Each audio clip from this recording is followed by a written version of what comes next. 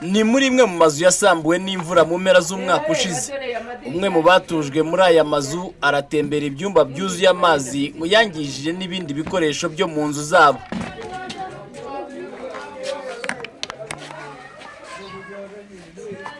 Izi nzu nyinshi muri zo zasambuwe n'imvura muri uyu mudugudu wa Kiyovuni mu murenge wa Nyamirama mu karere ka Kayonza.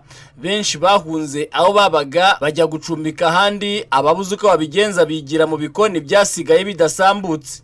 haguye imvura yari ifitemo umuyaga mubi, amazu arasenyuka, turacumbitse. Ngewe nashigaje agakoni ndara muri dushe. Urara muri dushe? Ariko nko ku manywa nk'utuntu dukeya ntwanurira muri iyo nzu nyine nkakinga nkagenda. Hari abandi babuze aho berekeza ku buryo bapfa kuzijyamo uko zakabaye ngo ibikomeje kubatera ingaruka zirimo n'uburwayi bw'indwara ya malariya. Abenshi se ko bayararijamwaho. Abenshi bayararijamwaho. Umuntu akajya mu nzu yarasambutse hejuru. Uza akemera akayibamo. N'umwe se duziba kurwaza, mfite abana 6 mu rugo. Umwe arava hasi undi asubira hasi. Turiho nabi. Umuntu araryama yikubakubye. Abana bararwara malariya buri munsi n'abantu bakuru kandi nuko. Uyu mudugudu wegereye umuhanda ubusanzwe ugizwe n'amazu agera kuri 60. Menshi muri yo yarasambutse andi arasenyuka. Icyo gihe ngo ubuyobozi bwabijeje ubufasha, none ngo amaso yaheze mu kirere bagaheraho basaba ko bafashwa mu gihe cya vuba dore ko imvura yageze mu bihe byayo.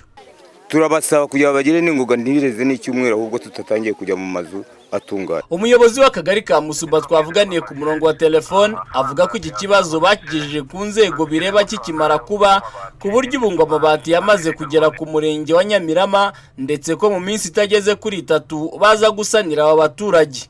Nitwa Mwizerwa Marcel.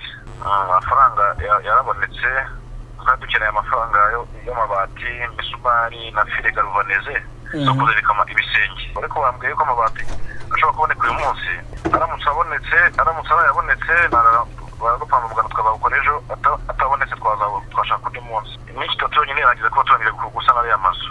Ibibazo by'amazu asenywa n'ibiza mu bice bitandukanye by'igihugu bikunze kumvikana kenshi hirya no hino, ariko imbaraga mu gutabarana ingoga aba bagizweho ingaruka n'ibibiza zikunze kunengwa, kuko ngo hakiri inzira ndende bibanza kunyuzwamo zirimo no kujya gusaba ubufasha kuba bishinzwe ku rwego rw'akarere, nyamara aba bagizweho ingaruka n'ibyo biza babayeho mu buzima bubi, bityo bamwe bagaheraho basaba ko ibi byashyirwa ku rwego rw'imirenge ku buryo bajya batabarwa mu gihe cya vuba.